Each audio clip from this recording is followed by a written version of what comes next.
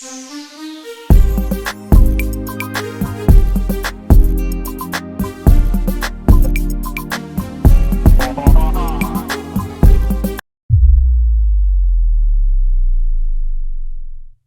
to The Real Table Talk. I'm Dr. Alicia. I'm Tiana Von Johnson. And if it matters in love, life, and relationships, we're talking about it. Okay, and today we are discussing plant-based medicine and its healing properties. Okay, so let's unpack this. All right. Unpack it. So, Tiana Von Johnson, have you ever experienced plant medicine? Well, I'm gonna say I have, but this is my disclaimer. Do not try this at home.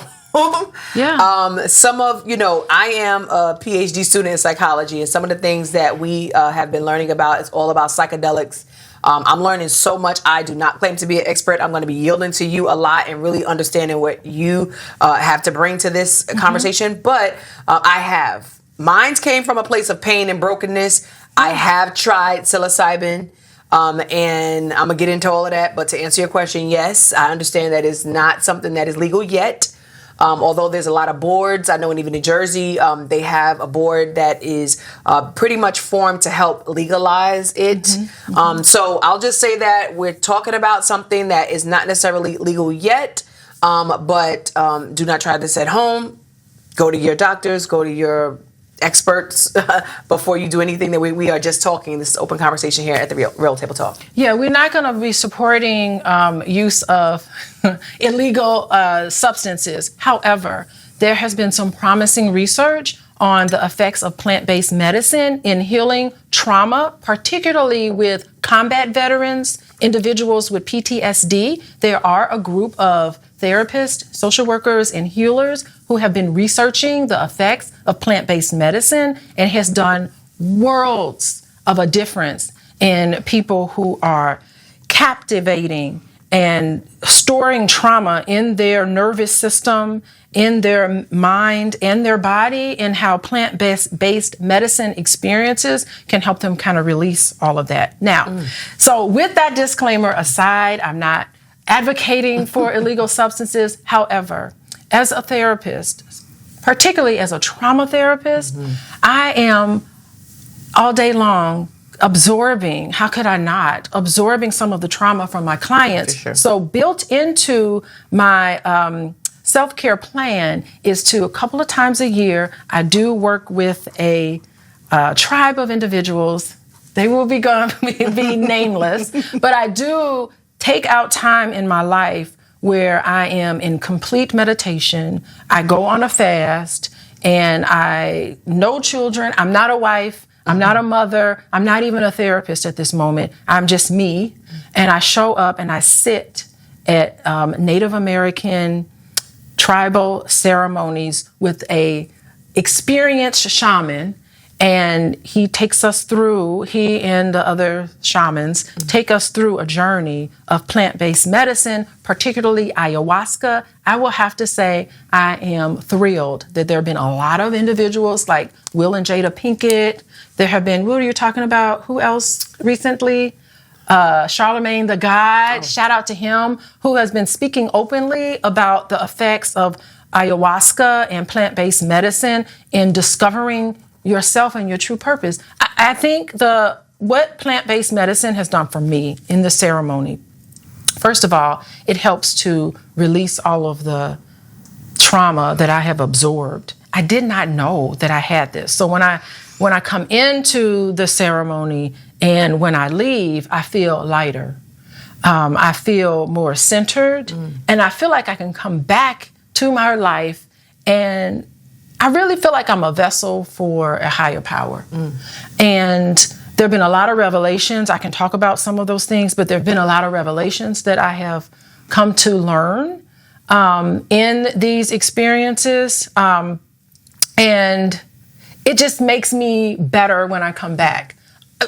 One time, before I did plant-based medicine, I was like craving sugar. I was like, oh my God, I'm gonna eat this candy. You know, all the candy I was eating, there's candy here, and I was just consuming it. And I knew that I had to do this fast, so I was really fighting eating the candy because I like to keep a lightness when I go into ceremony. I came back for a whole 2 months. I had no desire to eat sweets.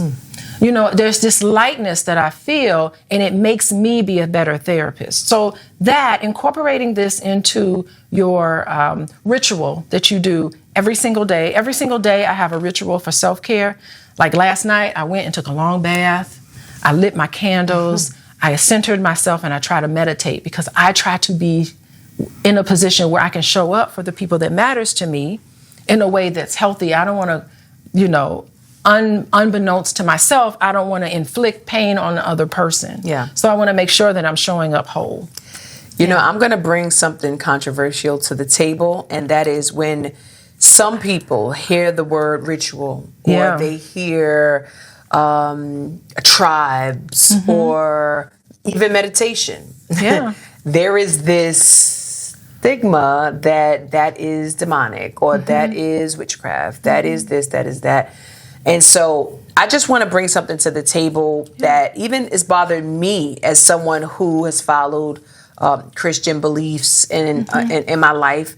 And this is probably going to be very, very controversial, but I have to say it because I know people listening to this, that is what's on a lot of people's minds and hearts. And I can tell you this, I am a true believer. This is not an episode about spirituality, beliefs, religion, or anything like that. Although some people have used these in religious practices. I would say that for me, I want anybody that's close to me to allow me to heal, grow, and learn. Do not judge me. You don't know my level of pain, trauma. You don't know what I've gone through. What has worked for you perhaps doesn't work for me. And I think that it is okay to let people learn, grow, and heal, because at the center of that is your core and your heart. And we all don't know. Nobody knows. We have some thoughts and belief systems in this thing we call life. But at the end of the day, and that's why I'm bringing my new framework to the world, the science of inner seeking, because I think for me, I had to go deep down. Even when I tried psilocybin for the first time, it was scary. I didn't know what to expect. I just knew I needed something. I needed more than what I was doing. I needed something to break it. When people, you know, you can't talk to your Christian friends because you're meditating too long and now you're not meditating on the word. You can't talk to, but it's true. You can't talk to anybody because everybody has their thoughts. Everybody's coming with their own of what you should do. Just let me heal. Let me grow. And so my experience with it was amazing. My experience opened up. And people say, yeah, opened up, there's that portal, there's that demonic portal. No, it opened up something for me that I needed to explore, that cracked some of my soul ties, my mother wounds, my trauma bonds, that took me to a place of understanding who I am. And then when you know who you are, you can operate better. You make better decisions. Your discernment is up. So listen, miss me with it. I am doing the work. I am learning and growing. And if I make mistakes along the way, so be it. Don't judge me. Go ahead. Sorry. I had to put that out there. Yeah. Because when you start having conversations about plant-based, everybody say, no, just you don't need that. No, you don't know what I need. And then you also said something interesting about the trauma that is inflicted upon you, whether it's your therapy clients or students, life. I mean, we're in this thing of life where it's a lot of energy. Yes. And we do need to just sit, light that candle, sit in that bath, breathe, relax. And if this is something that helps, do it. But go ahead. Sorry. No, you are spot on. This is our science as Black people. Ooh. You just be dropping words. Sorry. It is. It's our science. I study ancient cultures.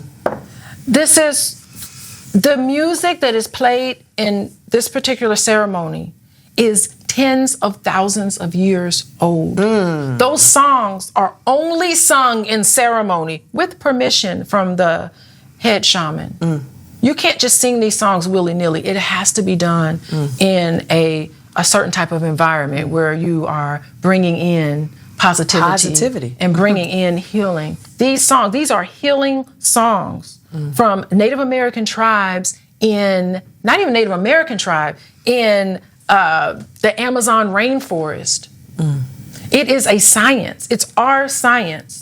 And what I think that Christianity has done, and we can get into colonialism and what all of that's done, they came with their guns and their Bibles and they separated us from who we truly are, which is the start of trauma, by the way, historically. And these ceremonies that I sit in, it's me connecting back to who and what I was, who and what we are as a people before we got invaded by the white settlers. We can talk about the history of America. It gets that deep. And what I love about the ayahuasca and the plant-based medicine is that it's professional. You feel safe in these environments. The people who I sit with are very skilled. They're beautiful musicians, and it all comes out of you. Get ready to purge. You literally get a bucket, and you are purging, not just purging physically, but you're purging all of the pain, everything into it. And before you go into these sessions, or ceremony, you set your intentions. So one time I set the intention of wisdom.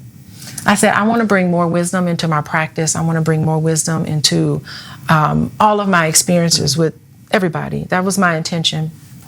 Do you know, my dad showed up and we went traveling, and it was a whole experience. And he gave me instructions. He said, stop letting people bring you down. And I'm writing it all down in my book, in my journal.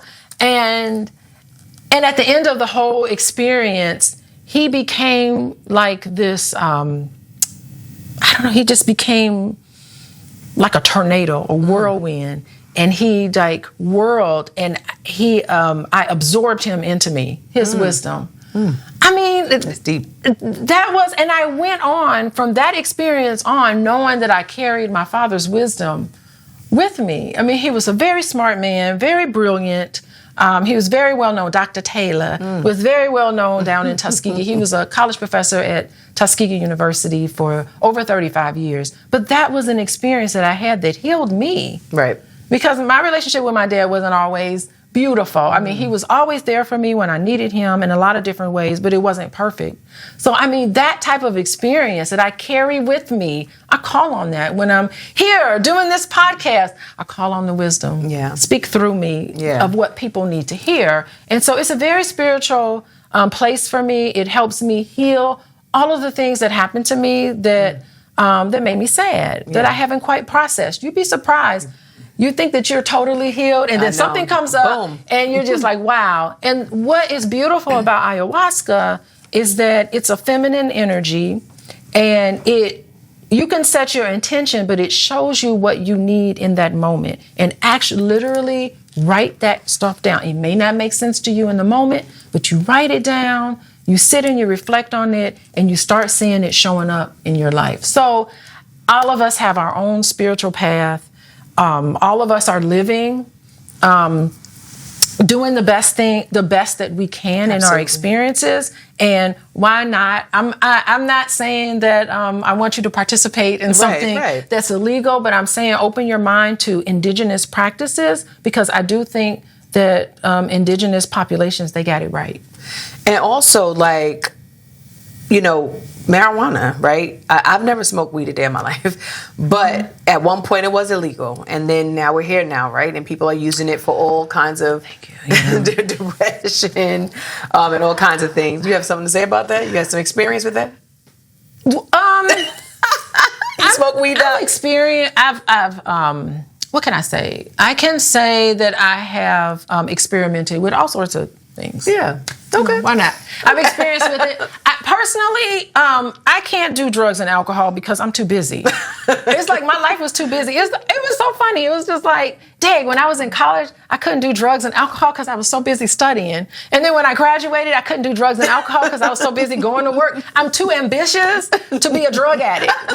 I would love to be a drug addict. Doing drugs is fun. What are you talking about? Right. Escaping and getting drunk. Don't listen to her. That's fun. But I just can't do it. I'm too ambitious. And then when I started having children, I was like, I can't be a drunk and I'm parent people. So my lifestyle just wasn't conducive for drugs and alcohol. Like I may have wanted to be a little more fun, but I'm more ambitious than I am, that I have this inner desire to do drugs and alcohol and have fun in that way. And we are not condoning it. I'm not condoning at all. it. But these are the real conversations These I have are with real myself. These are real conversations. I'm telling you, as someone who's never smoked weed, I've never experienced what high is like. Like, I know what taking It's fun. Is it? It is. It is fun. I don't know. It's Well, fun. look. Well, let me tell you, it's fun. I never been high. Now, I'll sip a little drink and I'll feel nice. But is that the same as like marijuana It's just high? fun. I don't know why, but I don't know. I'm just being honest. Being high is fun. It's Okay. funny. Well, it's things are hilarious. When I tried, You call your girlfriend afterward. You're like, "Girl, what just happened last night?" See, no, but that was a similar experience when I tried mushrooms. I ain't gonna lie. Shoot. I felt high out of my mind, and I was so scared, and I didn't know what this was. And I was asking my friends who were there with me, like, "Am I high? Is this what?" Because they're weed smokers, and I'm not. So they just chilling. Smoking weed is funny. And I'm sitting here like, "Well, what's happening to me? Is this high?" Like, I didn't know what it meant to be high. But Yes. but the point is, and let me just also add from a standpoint of things becoming legalized. There are, I think it is Oregon, if I'm not mistaken, that it is legal psilocybin. They actually have facilities or a facility where you can go in and you can actually in a setting with an expert, a trained expert, medical professional to undergo these things. So we're not talking about something that is like, we're not talking about shooting dope, okay? But the point is, there are some great benefits to plant-based medicine. There are some great benefits to meditation. There are great benefits to the things that's going to help you get closer to your healing. And I think that's what it's all about. When we're talking about real talk, this is the intentional work that's needed when it comes to healing. So what are your takeaways, Tom? Okay, my takeaways is that, number one, we're not talking about addiction. Addiction is a whole nother piece. We're not talking getting addicted to substances. That is not what we're speaking about. We're speaking about controlled.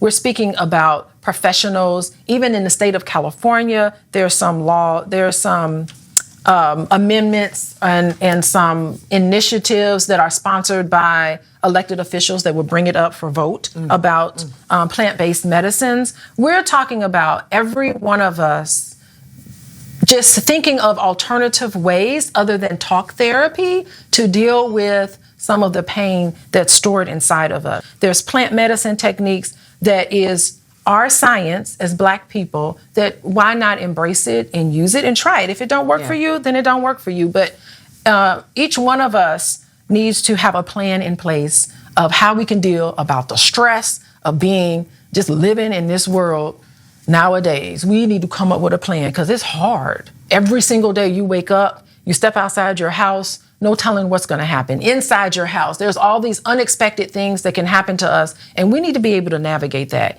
My way of navigating it is to embrace plant-based wisdom and to release myself of it. I just encourage everybody to just have a place in place and to think outside the box with some of these alternative medicines that are now showing some really clear evidence that it does work as a healing medicinal property. Absolutely. And my takeaway is we're talking about your self-care, your growth, your running down that road of healing and trying things that really can crack those soul ties, break those wounds, and just grow and heal and do the work and try it. And do not let anybody make you feel like you're not something else because you're trying other things. Do what feels right to you in your growth, your development, and your healing. So we talk plant-based medicine, we talk psychedelics. We're going to toss it over to you, Char, to say what you want.